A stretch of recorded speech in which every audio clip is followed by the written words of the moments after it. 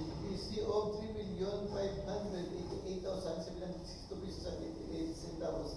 Okay, from the maintenance section engineer G.P. Perez to discuss the task.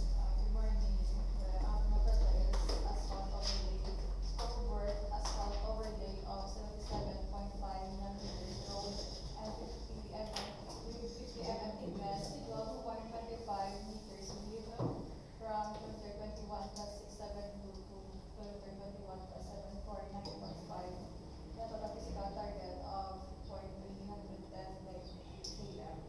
Bala nga ng project is 77.5 meters, tapos may provide na sa thermoplastic man na center line ng center line ka edge line, and may provide na sa pedestrian lane or safety.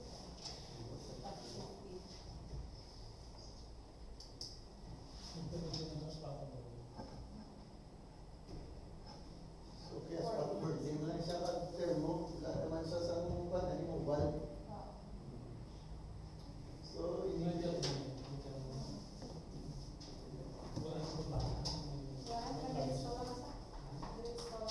so, kung isang gap siya, gap sa pins doon, kadto sa Asap rin sila sa kanila sa maintian, sa gas station.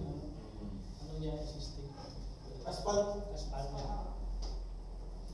Pero hindi naman siya po prepare. Mas may rin kumain.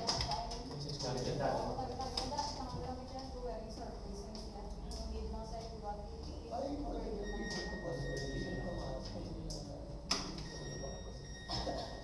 so, May dalawa ni soldier. No? so, in question, if there is none, this proceed to Takay Wala pa yung meeting pa. Takay 25 GGA 0082, payment of goods for reputation of plastic pen, presenting of trucks and joints, and patching potholes and repainting of guardrails.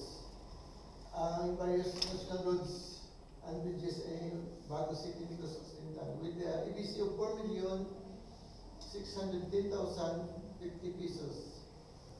So, wala natin sa discuss pa na siya, mga various materials for repair and maintenance ang ating kadalan.